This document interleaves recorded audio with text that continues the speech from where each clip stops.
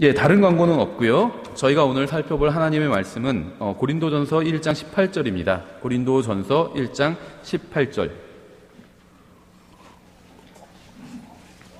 고린도전서 1장 18절입니다. 우리가 사람이 이제 구원받았는지 아닌지, 정말 이 사람이 하나님의 백성인지 아닌지, 하나님의 편인지 아닌지 가를 수 있는 것들이 성경에 여러 가지가 있는데, 그 중에 하나가 바로 이 십자가입니다. 십자가를 어떻게 바라보느냐에 따라서 이 사람이 정말 하나님의 편인지 아닌지, 구원받았는지 아닌지가 또 드러날 수도 있겠죠. 또 이 십자가를 자신의 삶에 어떻게 적용하느냐에 따라서 이 사람이 영적으로 성숙한 사람인지 아닌지도 드러납니다. 그래서 이 십자가라는 것이 참 우리의 그 모습을 드러내 보여주는 하나의 기준이 된다고 볼 수가 있어요. 그래서 오늘 이 십자가에 대해서 좀 생각해 보려고 합니다. 예, 고린도전서 1장 18절 찾으셨으면 한번 다 같이 읽겠습니다. 자, 시작. 십자가를 선포함이 멸망하는 자들에게는 어리석은 것이로되 구원받은 우리에게는 하나님의 권능이니라. 아멘. 잠깐 기도하겠습니다. 하나님 아버지, 주님의 말씀을 믿습니다. 주님의 말씀대로 십자가가 멸망한 사람들에게는 어리석은 것이지만 구원받은 저희들에겐 하나님의 권능이요 능력이라고 믿습니다. 이 하나님의 권능과 능력을 저희가 저희 삶을 통해서 다른 사람들에게 드러내는 그런 삶을 살 수 있도록 도와주시기 원합니다. 예수님의 이름으로 기도드렸습니다. 아멘. 예, 십자가는 로마 가톨릭 교회의 상징도 아니고요, 어떤 장식품도 아니고요, 행운을 가져다주는 부적도 아닙니다. 십자가는 여러분과 저의 죄값을 치르기 위해서 예수 그리스도께서 달려 돌아가신 처형 도구입니다. 굉장히 엄중한 것이에요. 그렇죠. 가벼운 것이 아니라는 거예요. 성경은 십자가를 선포함이 바로 하나님의 권능을 선포하는 것이라고 말씀하고 있습니다. 십자가가 처형 도구인데 이게 어떻게 하나님의 권능이란 건 이제 파워거든요. 능력이라는 거예요. 우리 반대 아닌가요? 하나님께서 세상을 창조하실 때 말씀의 능력으로 세상을 창조하셨죠. 근데 십자가에서 달려 돌아가셨잖아요. 하나님께서 인간의 몸을 입고 오신 하나님을 우리가 예수님이라고 부르죠. 그러니까 하나님의 인간 이름이에요. 예수님이란 이름은. 예수님은 인간의 몸으로 오신 하나님이죠. 근데 이 하나님께서 온 세상을 만드신 하나님이에요. 예수님은. 근데 그분께서 십자가에 달려 죽으셨잖아요. 그러니까 십자가는 하나님이 죽으신 장소거든요. 근데 그게 하나님의 권능과 관련이 있다는 거예요. 그렇죠? 어떻게 그게 가능할까요? 저도 몰라요. 어떻게 가능한지. 그런데 하나님께서 그렇게 말씀하셨다면 십자가가 하나님의 권능인 건 진리입니다. 맞는 거예요. 그렇죠? 그러니까 제가 생각할 때는 하나님께서는 이 십자가를 통해서 권능을 발휘하시겠다는 겁니다. 과거에는 이 십자가 위에서 죽으셨지만 이제는 십자가를 통해서 권능을 발휘하시겠다는 거예요. 그래서 우리는 십자가를 선포해야 됩니다. 십자가를 선포할 때 하나님의 권능이 드러나게 되기 때문이에요. 여러분 삶은 막 하나님의 권능과 능력이 넘치는 삶인가요? 잘은 모르지만 아마 대부분은 부정적으로 대답하실 거예요. 삶이 즐거울 수도 있고요. 그렇지만 내 삶이 하나님의 권능이 넘치는 삶이다. 이렇게 말할 수 있는 사람이 과연 몇 명이나 될까요? 저는 아닌 것 같아요. 저 자신을 돌아봤을 때 하나님의 권능과 힘이 넘치는 삶은 아닌 것 같아요. 그런데 만약에 여러분도 그렇다면 그 원인은 아마도 이 십자가를 선포하는 삶이 아니기 때문일 겁니다. 또 이 십자가의 길로 걸어가고 십자가를 지고 주님을 따라가면서 사는 삶이 아니기 때문에 하나님의 권능과는 별로 관련이 없는 삶을 살고 있는 것일 거예요. 예, 첫 번째는요, 예수님은 십자가에 의해서 죽기 위해서 이 세상에 오셨습니다. 과거에. 주님께서 십자가의 길을 먼저 걸어가 주신 거죠. 빌립보서 2장 5절부터 8절인데요. 이렇게 되어 있어요. 너희 안에 이 생각을 품을지니. 그러니까 우리가 항상 생각해야 될 것이 무엇인지를 말씀해주고 있어요. 우리는 생각을 컨트롤할 수가 있어요. 갑자기 떠오르는 생각은 우리가 컨트롤할 수 없죠. 근데 있어요. 갑자기 떠오르는 생각 중에 잘못된 게 있으면요, 그 생각을 사로잡아서 예수님 앞으로 가져오면 됩니다. 예수님 앞으로 가져온다는 게 뭐냐면 예수님의 말씀에 비교해 보는 거예요. 그렇죠. 바른 생각이면 계속 품고 있으면 되고 잘못된 생각이면 버리면 되는 겁니다. 생각을 컨트롤할 수 있어요. 그래서 성경은 이 생각을 품으라고 말씀하고 있습니다. 할 수 있다는 거예요. 우리가 어떤 생각을 품고 있을 수도 있고 어떤 생각은 버릴 수도 있다는 겁니다. 너희 안에 이 생각을 품을지니 그것은 그리스도 예수님 안에도 있던 생각이라.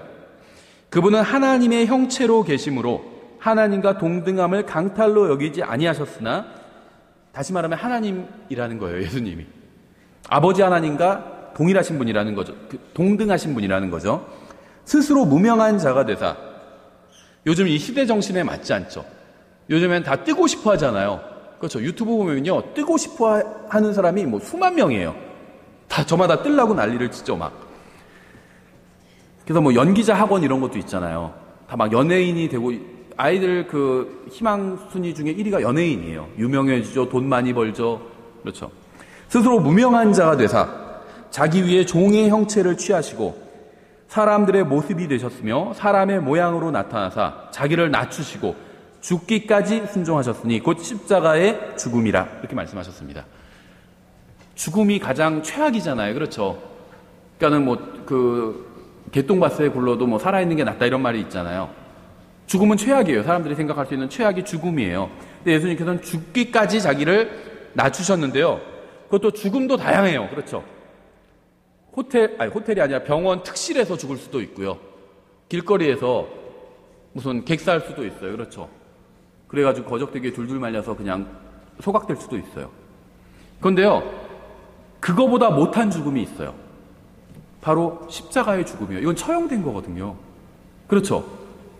처형된 거, 국가의 권력에서 처형된 거보다 그냥 차에 밖에서 객사하는 게 낫잖아요. 굳이 따지자면. 그러니까 죽음 자체도 최악인데 이 십자가의 죽음은 더 최악이에요. 우리를 위해서 그렇게 되신 거죠. 예수님은 십자가 위에서 죽기 위해서 이 세상에 오셨습니다. 예수님께서는 로마 정부를 뒤엎기 위해서 오지 않으셨어요. 우리 정부도 잘할 때도 있고 또 잘못할 때도 있죠. 보통 정부가 잘못할 때도 많이 있죠. 그걸 바꾸기 위해서 오시지 않았다는 겁니다. 그렇죠. 인권을 신장시키기 위해서 오시지도 않았습니다. 예수님은 십자가 위에서 죽기 위해서 오셨습니다. 예수님은 하나님이시지만 인간의 몸으로 오셔서 십자가 위에서 죽기까지 자신을 낮추셨어요. 예수님은 전혀 죄를 지은 적이 없었습니다. 하지만 사람들은 예수님을 잘못 대했죠. 그분께 거짓말을 하고 거짓으로 예수님을 고소했어요. 주님은 거짓으로 꾸며진 잘못된 재판을 받으셨습니다. 불의한 재판으로 주님에게 사형이 언도되었죠. 하지만 주님은 항구하지 않으셨어요. 자신을 낮추셨습니다. 왜냐하면 그렇게 죽기 위해서 오셨기 때문이에요. 그리스도인은 뭐 절대 항구하면 안 된다 이런 얘기를 하는 게 아닙니다. 죽기 위해서 오셨기 때문이에요. 예수님은 수많은 천사들을 불러서 온 세상을 멸하실 수도 있었지만 여러분과 저를 위해서 홀로 십자가 위에서 죽음을 감수하셨습니다. 로마 군인들이 예수님을 죽인 게 아니에요. 유대인들이 예수님을 살해한 것도 아닙니다. 우주를 창조하신 바로 그분이 스스로 자신의 목숨을 자원해서 내주지 않으셨다면 어느 누구도 예수님께 손가락 하나 대지 못했을 거예요. 그렇죠. 예수님을 잡으러 온 사람들도요, 막 칼과 몽둥이랑 잔뜩 들고 왔는데 예수님 어디 있냐 하니까 바로 내가 그다 하니까 사람들 다 뒤로 물러서 자빠져 버렸어요. 그렇죠. 말씀 하나에. 예수님은 말씀으로 온 세상을 창조하신 창조주 하나님이에요. 원하시면 언제든지 십자가를 지지 않으실 수도 있었습니다. 모면하실 수도 있었어요. 그 상황을. 그러나 그렇게 하지 않으셨다는 거죠. 인간의 몸으로 오신 전능하신 하나님께서 범죄자의 죽음에 처해지도록 스스로 내주지 않으셨다면 누구도 그분을 십자가로 처형할 수 없었을 겁니다. 그러니까 예수님께서 십자가 위에 달려 돌아가신 건요, 전적으로 자원해서 그렇게 돌아가신 거라는 거예요. 누구도 창조주 하나님을 어떻게 잡아요? 무리를 걸어오신 분이에요. 그렇죠. 창조주, 죽은 자를 살리셨어요. 인간의 몸으로 오셨어도. 누구도 예수님께서 자원해서 자기 목숨을 스스로 내어놓지 않으셨다면 예수님 몸에 손끝 하나 건드릴 수 없었다는 겁니다.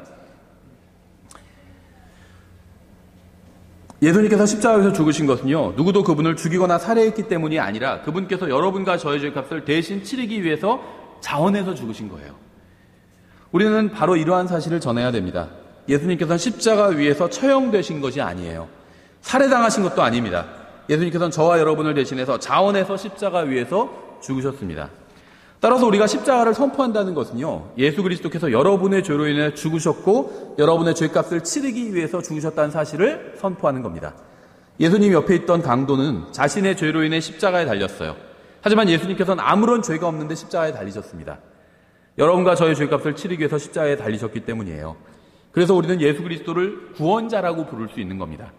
예수님 옆에서 십자가에 달렸던 강도는 저의 구원자가 될 수가 없습니다.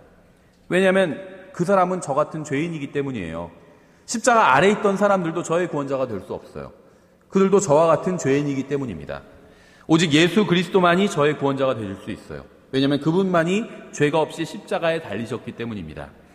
그러므로 우리는 십자가를 선포한다는 것은 오직 예수 그리스도만이 여러분과 저를 구원할 수 있다는 사실을 선포하는 겁니다. 이걸 다른 사람에게 전해줄 수 있으면 복음을 전할 수가 있는 거예요. 나머지는 다 여기에 살을 붙이는 거죠. 두 번째는요, 세상은 십자가를 조롱하고 거부합니다.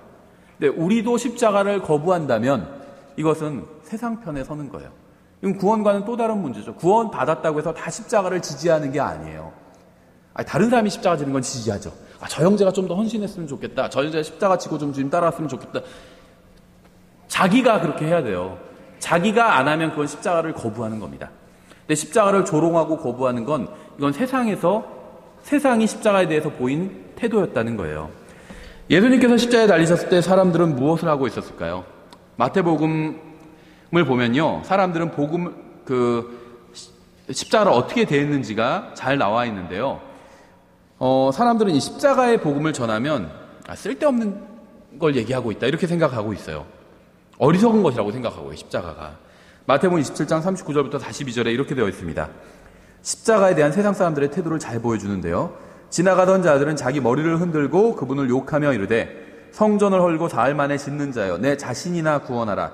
내가 만일 하나님의 아들이거든 십자가에서 내려오라 하고 그와 같이 수제사장들도 서기관들과 장로들과 함께 그분을 조롱하며 이르되 그가 남들은 구원하였으나 자기는 구원할 수 없도다. 그가 이스라엘의 왕이라면 지금 십자가에서 내려올 것이라 그러면 우리가 그를 믿겠노라. 전능하신 하나님께서는 인간의 몸으로 오셔서 인간의 죄값을 치르기 위해서 또 그들의 혼을 지옥에서 구원하기 위해서 십자가 위에서 죽으셨습니다. 그런데 본문에 나온 사람은요, 머리를 흔들고 욕하고 있어요. 또 예수님을 조롱하는 사람들도 있죠. 예수님께서는 그들을 위해서 죽으셨지만 사람들은 그분을 거부하고 조롱하고 비웃고 욕을 했죠.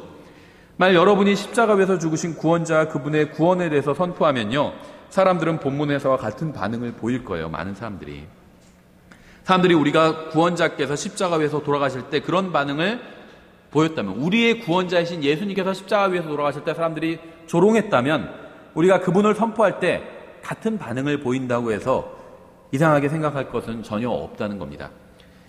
마가복음 15장에도 나와 있는데요. 29절부터 32절에 지나가던 자들은 자기 머리를 흔들고 그분께 욕하며 이르되 성전을 헐고 사흘 만에 짓는 자여 내 자신이나 구원하고 십자가에서 내려오라 하고, 그러니까 고통을 피하라는 거죠. 고통을 피해라.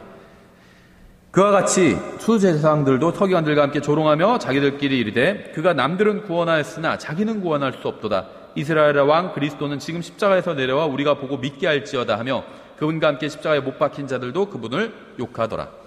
우리가 십자가를 선포할 때 무엇을 전해야 될까요? 예수님께서는 자신에게 욕하는 자들을 위해서 죽으셨죠. 자신을 조롱하는 자들을 위해서 죽으셨고요. 그들을 위해서 기도를 하셨습니다. 자신을 비웃는 자들을 위해서 죽으셨어요. 그분의 이름을 저주하는 자들을 위해서 죽으셨습니다. 그런데 본문을 잘 살펴보면요, 이 사람들이 한결같이 하는 말이 있죠. 바로 내 자신이나 구원하라는 겁니다. 이것이 바로 이 세상의 철학이에요. 그러니까 자기 자신을 이롭게 하라는 거죠. 그렇죠. 그들은 예수님을 무시했어요. 예수님은 죽어가고 있는데 자신들은 살아있죠. 그러니까 예수님이 어리석다고 생각했습니다. 자기들은 잘 자기네 목숨을 유지하고 있잖아요. 근데 예수님은 죽어가고 있었잖아요. 또 자원해서 죽으신 거잖아요. 그러니까 예수님이 어리석다고 생각했어요. 그러니까 이 세상의 철학은요, 다른 사람이 죽건 말건, 죽어서 지옥에 가건 말건, 나만 살아있으면 상관없다. 이게 이 세상의 철학인데요. 이러한 이 세상의 철학이 교회에도 들어왔어요. 다른 사람 지옥 가건 말건, 난 죽어서 하늘나라 가는데 뭐 큰 문제 있는 거냐, 이렇게 생각한다는 거예요. 수많은 그리스도인들이. 독립춘회교회 마찬가지예요. 남이 어떻게 되든 상관없이 자기 자신만 구원하면 된다는 게 바로 이 세상 사람들의 삶의 원칙입니다. 이건 마귀가 준 생각이에요. 하지만 예수님의 삶의 원칙은 달랐죠. 예수님은 다른 사람들을 구원하기 원하셨습니다. 자신을 희생하면서까지, 자신의 생명을 온전히 다 내어주시면서까지 다른 사람들이 구원받기를 바라셨어요. 우리도 그렇게 한다면 예수님을 따라가는 거예요. 이게 바로 우리가 예수 그리스도를 높이고 찬양을 드리고 모든 영광과 존귀를 그분께 돌리는 이유죠. 사람들은 자신만 생각합니다. 자신만 구원받으면 된다고 생각해요. 교회 다니는 많은 사람들도. 하지만 예수님께서는 다른 사람들을 구원해야 한다고 생각하셨어요. 그렇죠. 자신의 생명을 다 내어주어서라도 다른 사람을 구원해야 된다고 생각하셨습니다. 이게 바로 인간과 하나님의 다른 점이죠. 예수님께서는 십자가에서 내려와서 즉시 자신을 구원하실 수 있었습니다. 하지만 만일 그렇게 하셨더라면 그분도 우리 같은 자아중심적인 마음으로 가득 찬 존재라는 것을 보여주는 일이었을 거예요. 예수님께서는 십자가에 달려서 내려오지 않으시고 자신을 욕하고 비방하는 자들을 위해서 죽으셨습니다.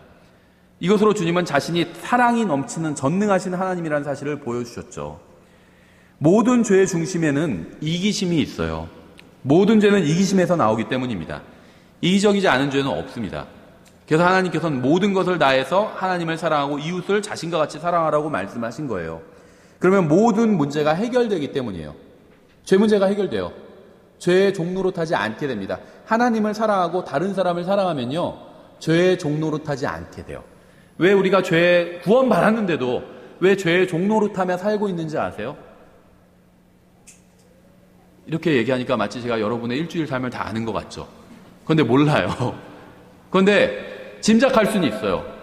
저도 크게 다르지 않거든요. 구원 받았는데도 죄의 종로로 타면서 살고 있잖아요. 왜 그런지 아세요? 자기 자신을 가장 사랑하기 때문이에요. 그렇죠. 모든 죄는요, 자신만을 사랑하는 마음에서 나옵니다. 따라서 하나님을 사랑하고 이웃을 자신과 같이 사랑하면 죄가 사라지게 돼요. 아담으로부터 시작해서 인류 역사 중 유일하게 자신보다 다른 사람을 먼저 사랑했던 분이 있습니다. 바로 예수 그리스도죠. 예수님께서 자신보다 다른 사람을 먼저 사랑하셨기에 여러분과 제가 구원받을 수 있는 거예요. 우리도 마찬가지예요. 우리가 나를 먼저 사랑하지 않고 다른 사람을 먼저 사랑하면요, 다른 사람이 우리를 통해서 또 구원받을 수 있는 거예요. 우리가 전하는 복음을 통해서. 구원은 물론 예수님께서 하시는 거죠. 그런데 우리를 통해서 예수님께서 역사해 주신다는 거예요. 그렇죠. 복음 전하러 안 나가면요, 편해요. 집에 있으면. 그렇죠. 근데 다른 사람이 구원받을 수 없잖아요. 그렇죠. 예수님의 마음이 아니라는 겁니다, 그건. 우리를 대적하던 규례도 십자가에 못 박아 버리셨어요. 골로새서 2장 13절부터 14절에 또 너희의 죄들과 너희 육체의 무할례 가운데서 죽었던 너희를 하나님께서 그분과 함께 살리시고 너희의 모든 범법을 용서하셨으며 우리를 대적하고 우리를 반대하던 규례들을 손으로 기록한 것을 지우시고 그것을 길에서 치우사 그분의 십자가에 못 박으셨으며. 빌라도는 예수님의 십자가 위에 명패를 붙였죠. 예수님의 십자가 주위에 있던 사람들은 그것을 볼 수 있었습니다. 예수 그리스도께서 십자가 위에 달리셨을 때 하나님께서는 십자가와 예수님 사이에 무엇인가를 두시고 예수님께서 십자가에 못 박히실 때 그것도 함께 못 박아 버리도록 하셨습니다. 무엇일까요? 예수님께서 십자가에 달려 돌아가실 때 거기서 그 십자가에 예수님만 달렸던 게 아니었다는 거예요. 하나님께서는요, 예수님을 십자가에 못 박아 죽도록 내어주셨죠. 하나님께서 하신 거예요. 예수님께서 물론 스스로 자원하신 거고 하나님 아버지께서요, 예수님을 십자가에 못 박아 죽도록 하신 겁니다. 마치 아브라함이 자기 아들 이삭을 하나님께 온전히 바치려고 했던 것처럼 아브라함이 바치려고 했죠, 자기 아들을. 하나님 아버지께서 자신의 아들이신 예수 그리스도를 바치신 거예요. 그런데요, 그 자리에서 십자가에 자기의 아들을, 사랑하는 아들을 십자가에 못 박으실 때 예수님만 못 박으신 것이 아니라 다른 것도 함께 못 박으셨다는 거예요. 그게 성경에 나오잖아요. 그렇죠? 바로 우리를 반대하던 규례들을 손으로 기록한 것들이었습니다. 우리를 반대해서 정죄하던 율법이었어요. 그걸 못 박아 버리신 겁니다. 그렇죠? 너는 내 앞에 다른 신들을 두지 말라. 어떤 색인 형상도 만들지 말라. 내 아버지 어머니를 존경하라. 안식일을 기억하여 거룩히 지키라. 이런 율법을 십자가에 못 박아 버리셨다는 거예요. 그렇죠? 그럼 못 박아 버리셨으니까 이제 십자가가 율법은 다 완전 소용없는 거냐? 그렇지는 않아요. 이건요, 예수님의 십자가를 내가 받아들인 사람에게만 율법의 효력이 정지되는 겁니다. 그래서 제가 여러 번 설명드렸죠. 추인과 같다고. 묻건 되리에 추인과 같다고 말씀드렸어요. 그렇죠? 내가 대리권을 준 적이 없는데 나를 위해서 대리행위를 해주셨잖아요. 그럼 내가 추인을 해야, 그래, 내가 대리권을 준 적은 없지만 받아들이겠다. 내가 추후에 인정하면 그 법률 효과가 나에게 온다고 말씀드렸죠. 율법에 대한 것도 마찬가지예요. 추인을 해야 율법의 규정이 이제 나에게는 십자가에 못 박혀 버렸기 때문에 죽은 거죠. 십자가에 못 박혔다는 건 죽었다는 거예요. 율법이 십자가 못 박혀 죽은 겁니다. 단 조건이 있죠. 내가 추인을 해야 돼요. 예수님의 십자가 대속을 내가 인정해야 됩니다. 그럼 율법이 더 이상 나에게 효력을 미치지 않아요. 근데 추인하지 않으면 그 율법이 효력을 미치게 되죠. 왜냐하면 추인하지 않은 사람에겐 예수님의 십자가 대속의 법적 효력이 미치지 않기 때문에. 그렇죠. 왜냐하면 원래부터 구조가 무권 대리 행위를 하신 거기 때문에 예수님께서. 그래서 이런 율법의 규정들을, 이것들은요, 우리를 반대하던 규례들이었어요. 율법은 검사와 같아요. 우리를 반대하는 겁니다. 나의 죄를 지적하고 있는 거예요. 나는 그 검사 앞에 있는 피고인이고 나의 죄를 지적하고 있는 거예요. 율법의 규례는. 하나님께서는 이러한 규례들도 예수 그리스도와 함께 십자가에 못 박아 버리셨습니다. 예수님의 죽으심을, 나를 위해서 예수님께서 죽으셨다고 내가 믿는 사람들에게는요, 율법도 죽은 거예요, 나에게. 그래서 율법이 더 이상 나를 정죄하지 않는 거예요. 그래서 어떤 일이 일어났을까요? 예수님의 피가 뭘 덮었는 줄 아세요? 그러니까 예수님의 피의 효력을 믿는다는 건 엄청난 거예요. 예수님의 피가, 예수님께서 십자가에서 피를 흘리고 죽으셨을 때 내가 그 사실을 믿죠. 그럼 예수님의 피가 저의 죄를 다 덮어버린 거죠. 근데 저의 죄만 덮어버린 것이 아니라 율법도 덮어버린 거예요, 다. 율법이 더 이상 나를 정죄할 수가 없는 겁니다. 예수님의 십자가 대속을 믿음으로 받아들인 사람들에게는. 그래서 제가 예수 그리스도를 저의 개인적인 구원자로 받아들였을 때 저의 죄만 용서받은 것이 아니라 더 이상 저를 정죄하던 율법의 정죄도 받지 않게 된 거예요. 율법도 십자가에 못 박혀 죽었기 때문이에요. 우리는 무엇을 선포해야 될까요? 예수 그리스도께서 십자가에 달리셨다는 사실을 선포해야 됩니다. 십자가 주위에 있던 누구도 우리를 구원할 수 없고 오직 예수 그리스도만 우리를 구원할 수 있다는 사실을 선포해야 되죠. 예수님을 조롱하고 욕하고 비웃던 사람들도 구원받을 수 있다는 사실을 선포해야 됩니다. 예수님께서 십자가 위에서 모든 인간이 한 모든 죄에 대한 값을 치르셨기 때문에 우리의 모든 죄가 용서받을 수 있다는 사실을 선포해야 됩니다. 예수 그리스도의 피는 모든 사람의 모든 죄뿐만 아니라 인간을 반대하던 규례들까지도 덮어버렸어요. 저는 죄에게 종으로 팔린 자였습니다. 언젠가 죄에 대한 삭스로 죽어야만 했어요. 하지만 예수 그리스도께서 오셔서 저의 죄값을 치러주셨습니다. 그래서 제가 예수님을 구원자로 믿는 순간 예수님께서는 저에게 저의 죄값을 이미 치렀다고 말씀을 하신 거예요. 예수님께서는 자신의 피로 저의 죄값을 지불해 주셨습니다. 따라서 저는 죄값을 치르러 지옥에 가지 않아도 되는 것이죠. 죽음도 저를 지옥으로 보낼 수 없게 된 거예요. 죄도 저를 지옥으로 보낼 수 없게 된 겁니다. 근거가 사라져 버렸어요. 제가 지옥에 가는 근거는요, 하나님의 말씀이었거든요. 심판의 말씀이었는데요. 예수님의 피는 이 심판의 말씀을 다 덮어버렸어요. 그래서 죄와 지옥이 저를 고소할 수 있는 근거가 사라져 버렸다는 겁니다. 그래서 누구도 저를 지옥에 보낼 수 없게 된 거예요. 저를 지옥에 보낼 수 있는 건 이 죄와 사망이었거든요. 죽음.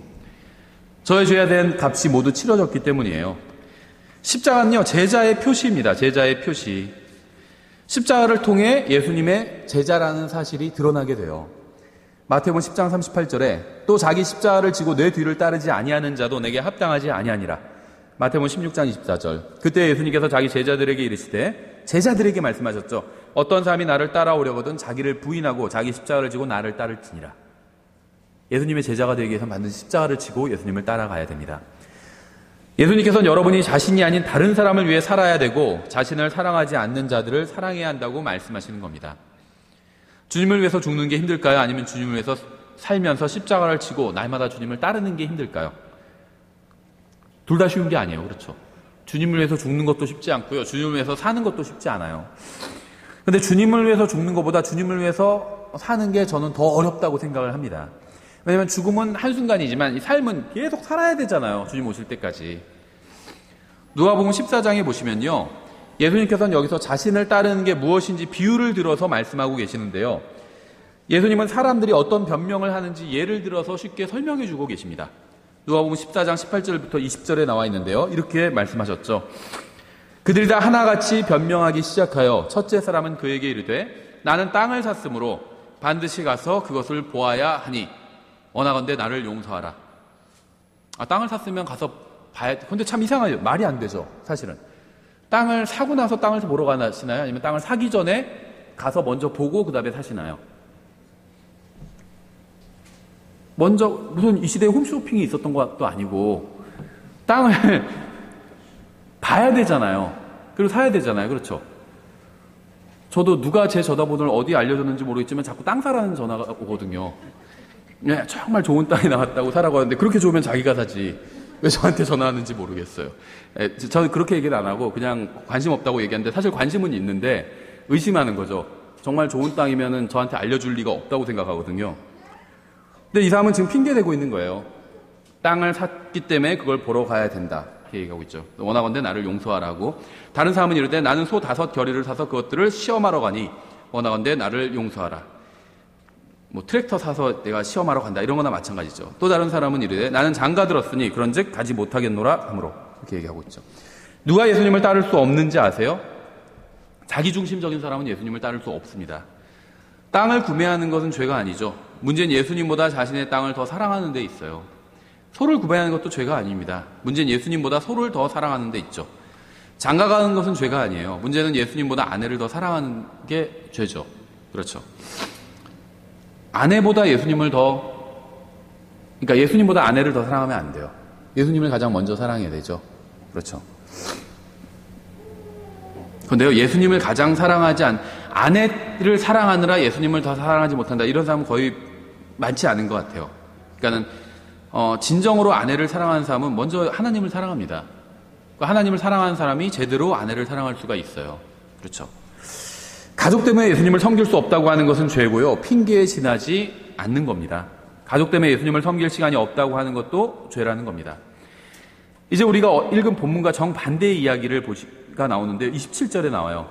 누구든지 자기 십자가를 지고 나를 따라오지 아니하는 자도 능히 내 제자가 되지 못하리라. 자기 십자가를 지고 예수님을 따라가야 제자가 될 수 있다고 말씀하고 있는 거죠. 여러분은 십자가를 지지 않고도 예수님에 대해서 배울 수는 있습니다. 예수님에 대해서 십자가 전혀 지지 않고도요, 예수님에 대해서 배울 수 있다는 거예요. 십자가는요, 희생이에요, 희생. 주님을 위해서 의도적으로, 주님을 사랑하는 동기로 의도적으로 자신을 희생하는 것이 십자가예요. 의무적으로 할 수밖에 없었던 건 십자가가 아닙니다. 예수님께서 우리를 위해서 십자가에 달려 돌아가셨잖아요. 어쩔 수 없이 죽기 싫은데 죽으신 것이 아니에요. 우리를 사랑하는 동기로 자원해서 자신의 목숨을 내어주셨습니다. 자신을 희생하신 거죠. 이게 십자가예요. 또 이 십자가는요, 이 사랑은 어디서 드러나는지 아세요? 희생에서 드러나요. 희생. 정말 사랑하면 희생합니다. 부모가 자식을 사랑하니까 자기의 시간을 희생해서 열심히 일해서 자식들을 먹여 살리잖아요. 자기만 먹고 살려면 어느 정도만 일하면 되는데 자식이 예를 들면 뭐 학비가 더 들어가고 뭐가 더 들어가고 과외비가 더 들어간다 막 남아서 잔업을 하거든요. 왜 그렇게 잔업을 할까요? 일찍 퇴근하지 않고.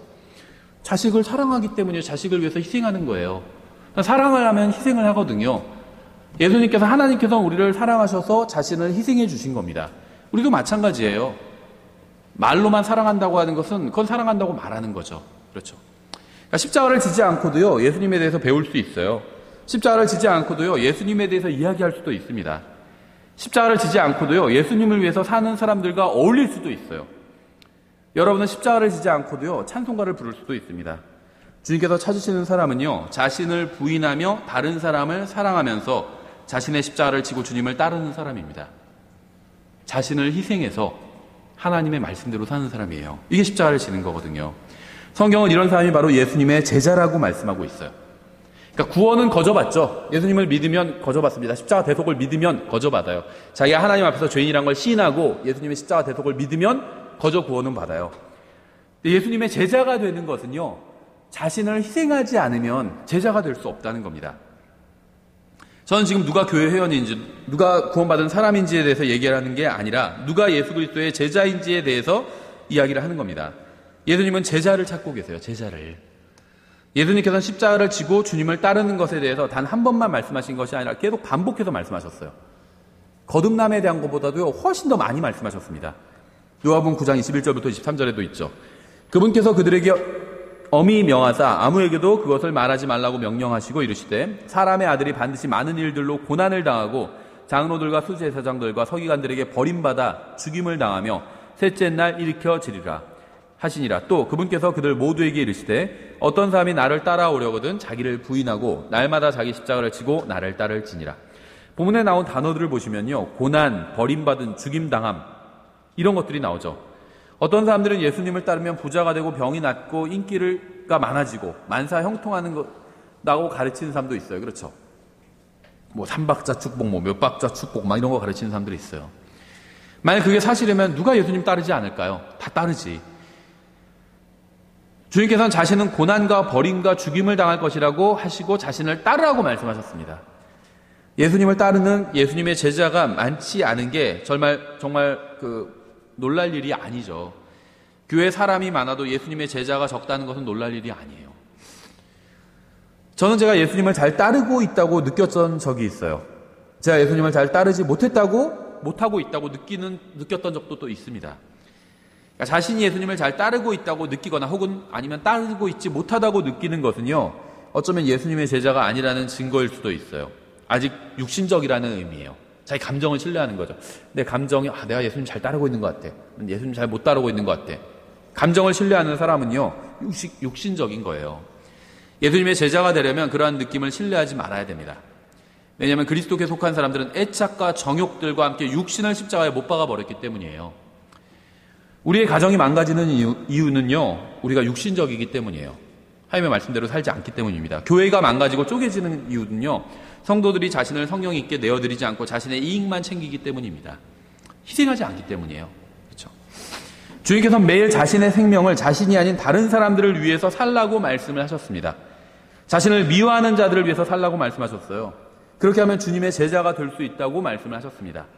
그리고 사도행전 11장 26절에서는요, 제자들이 처음으로 그리스도인이라고 불렸다고 말씀하고 있어요. 안디옥에서. 제자들이 그리스도인이라고 불린 거예요. 제자들이. 사람들은 예수님을 믿으면 자동으로 기독교인이 된다고 생각합니다. 그리스도인이 된다고 생각해요. 그리스도인, 기독교인 같은 말이죠. 예수님을 믿는 사람이 기독교인이다 이렇게 생각하는데요. 성경은 단 한 번도 그렇게 말씀하신 적이 없어요. 예수님을 믿고 구원받기만 하면 자동으로 그리스도인이 되는 것이 아니라 주님의 제자가 되어야 그리스도인이 될 수 있어요. 그러니까 구원받은 사람과 그리스도인은 서로 다른 사람이에요. 예수님을 믿으면 자동으로 구원받게 돼요. 자기 십자가를 지고 예수님을 따라가야, 날마다 자기를 부인하고 예수님을 따라가야 주님의 제자가 되고, 제자만이 그리스도인이라고 불렸어요. 성경에서는. 저는 구원받았습니다. 구원받은 사람이에요. 하지만 저는 제가 그리스도인이다, 성경적 기준의 그리스도인이다, 이렇게 말을 못할 것 같아요.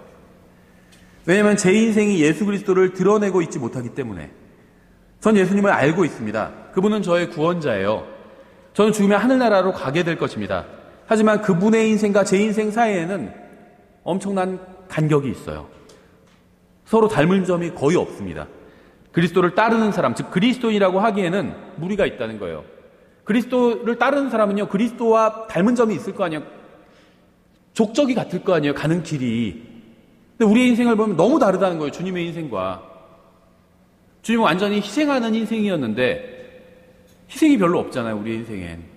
그러니까 그리스도인이라고 하기엔 무리가 있다는 거예요. 구원받은 죄인이란 말이 거기서 나온 거예요. 그래서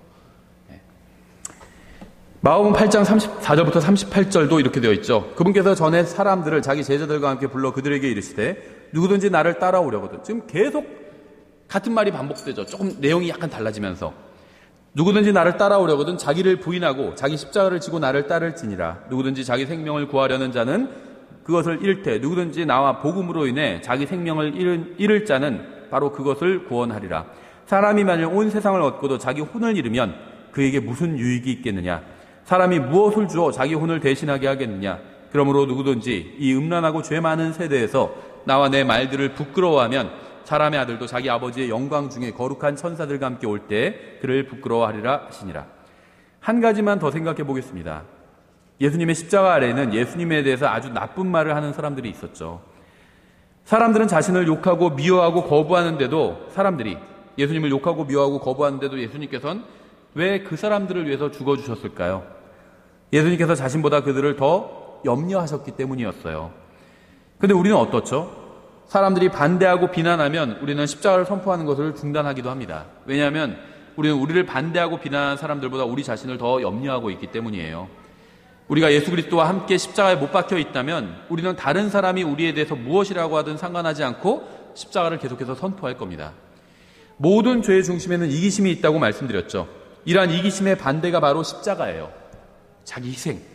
예수님께서 자신만을 생각하셨다면 십자가에 자신의 생명을 내어주지 않으셨을 겁니다.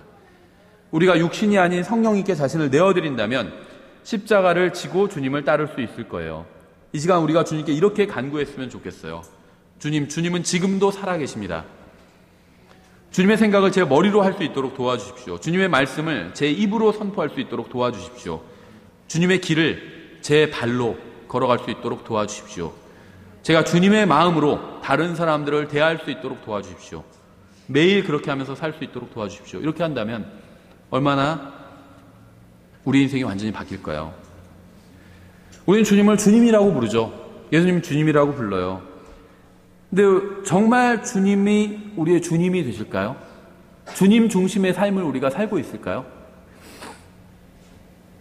그렇죠. 혹시 말로만 예수님을 주님이라고 부르고 실제는 그냥 자기 멋대로 사는 게 아닐까요?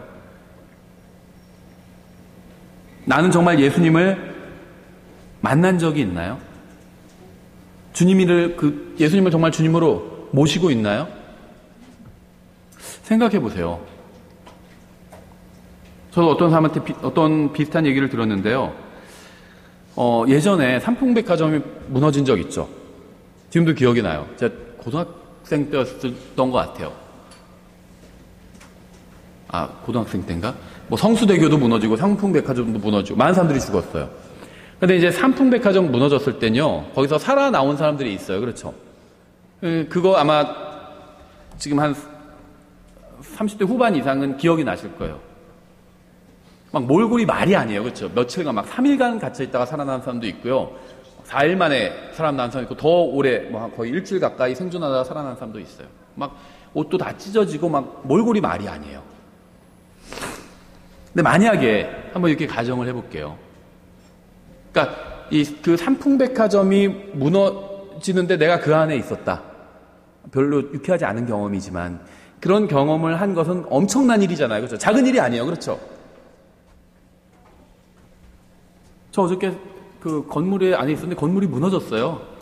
툭툭 털고 나왔죠. 이렇게 얘기할 수가 없는 일이에요. 아주 큰 일이에요. 그렇죠. 죽다 살아난 일이에요. 그렇죠. 근데 만약에 제가 저희 집 아파트가 무너져서 제가 죽다 살아났습니다. 그래도 제가 오늘 예배는 늦지 않고 왔죠. 하면서 여러분에게 이야기를 한다면, 근데 보니까 옷이 하나도 먼지도 묻지 않았어요. 깨끗하게 와이셔츠도 입고 있고. 여러분이 그 말을 믿으실까요? 안 믿겠죠? 거짓말하고 있다 생각할 거예요. 무슨 건물이 무너지고 그 안에서 살아남았는데 이런 모습으로 나올 수가 없어요. 그렇죠? 거짓골이 돼서 나와야 돼요. 옷도 다 찢어지고. 그러니까 건물이 무너지는 건물에 있다는 건 엄청난 경험을 한 겁니다. 나쁜 쪽으로. 그렇죠? 평생 잊지 못할 거예요. 평생 아마 트라우마에 시달릴 거예요. 한번 생각해 보세요. 무너지는 건물 안에 있었던 것과 세상을 창조하신 창조주 하나님을 만난 것과 어느 게 더 큰 경험일까요? 어느 게 더 큰 경험이죠? 창조주 하나님을 만난 거예요. 그렇죠? 근데 창조주 하나님을 만났다는 사람이 별로 달라진 게 없어요. 그렇죠? 우리가 그리스도인답게 살지 못하는, 우리가 정말 우리의 삶이 세상 사람들에게 별로 영향을 주지 않는 이유가 바로 이거예요. 별로 달라진 게 없어요. 창조주 하나님을 만났다고 하고, 그 창조주 하나님께서 이 세상에 다시 오셔서 온 세상을 심판하실 거라고 하고, 구원받은 우리도 그리스도의 심판석에서 심판을 받을 거라고 얘기를 하지만 실제 그걸 믿는 것처럼 살질 않아요. 전혀 달라지지 않아요. 그렇죠? 예수님을 믿지 않고 죽으면 지옥에 간다고 믿는다고 그래요. 근데 복음은 전하지 않아요. 그게 정말 믿는 걸까요? 세상 사람들이 봤을 때? 건물이 무너지는 데서 나왔다고 하면서 옷은 깨끗해요. 거짓말하고 있는 거죠. 그렇죠? 세상 사람들이 우리를 그렇게 보는 거예요. 말은 안 하지만. 생각해 보세요. 큰인왕자 심판석에서 구원받지 못한 사람들은 큰인왕자 심판석에서 심판을 받게 되죠. 구원받은 사람들은 그리스도의 심판석에서 심판을 받게 됩니다. 정확히는 알 수 없지만 아마도 구원받은 사람들은, 그러니까 하나님께서 심판하시는 자리에 있고 구원받지 못한 사람들이 큰인왕자 심판석에서는 다 심판대 앞에 서 있을 거예요. 그럼 우리는 구원받은 사람들은 하나님 옆에 같이 도열에 있을 겁니다. 그렇죠? 우리는 심판받는 대상이 아니기 때문에. 그런데 생각해 보세요. 여러분을 아는 사람이 심판을 받는데 하나님 앞에서 고개를 푹 숙이고 있겠죠. 그러다가 하나님께서 누구누구 하고 이제 그 다음 부르시면 그 다음에 고개를 들어서 하나님 쳐다보겠죠. 그 다음에 이제 심판을 받는 순간이요. 너는 이렇게 하고 이렇게 구원받을 기회가 있었는데도 예수 그리스도를 거부했기 때문에 너는 지옥에 가게 된다. 너는 이러한 죄를 졌기 때문에 지옥에 가게 된다. 하나님께서 선고하시겠죠. 근데 그 사람이 딱 하나님을 쳐다보려고 딱 고개를 들었는데 보니까 하나님 옆에 저쪽에 여러분이 있어요. 근데 잘하는 사람이에요. 아주 친하게 지냈어요. 근데 한 번도 복음을 전하지 않은 거예요. 그럼 그 사람이 어떤 생각을 할까요? 모르겠어요. 저는 한번 그냥 상상을 해봅니다. 성경에 없지만. 아마 막 소리를 지를 것 같아요. 잠깐만, 저기 있는 너는 왜 거기 있어? 너는 거기 있을 수 있는, 이 심판을 피할 수 있는 방법을 그럼 알았다는 거 아니야? 근데 왜 나한테 복음을 전하지 않았어? 그러겠죠. 예. 제가 예수 그리스도와 함께 십자가에 못 박혀 사는 날이 인생을 제대로 산 날이에요. 하나님의 말씀을 전하고요. 하나님의 말씀대로 산 날이 인생을 제대로 산 날이에요. 그런 날이 정말 인생을 제대로 산 날이라면 여러분의 인생에선 며칠이나 제대로 사셨나요? 네. 십자가에서 내려와 내 멋대로 산 날은요. 아무리 많은 돈을 벌고 큰 성공을 거둔다 해도 인생을 완전히 망쳐버린 날입니다. 제가 인생을 의미 있게 살았다면 그것은 모두 주님께서 제 안에서 사시면서 역사해 주셨기 때문이에요. 저희 인생이 십자가를 지고 날마다 주님을 따르는 인생이 되기를 원합니다. 여러분의 인생도 십자가를 지고 날마다 주님을 따르는 인생이 되기를 원합니다. 기도하겠습니다. 하나님 아버지, 지금 이 시간 주님께 간절히 간구를 드립니다. 저희가 그리스도인의 삶을 제대로 살고 있는지 먼저 저희 자신을 살펴볼 수 있도록 도와주시기 원합니다. 저희가 날마다 십자가를 지고 주님을 따르고 주님을 위해서 그리고 다른 사람들을 위해서 살 수 있도록 도와주시기 원합니다. 저희가 하나님의 말씀을 전하고 복음을 전하고 또 말씀대로 살 수 있도록 도와주시기 원합니다. 주님의 말씀을 마음으로 믿고 삶으로 드러낼 수 있도록 도와주시기 원합니다. 예수님의 이름으로 기도드렸습니다. 아멘. 다 같이 일어나셔서 찬송가 827장 주님께 찬양 드리겠습니다.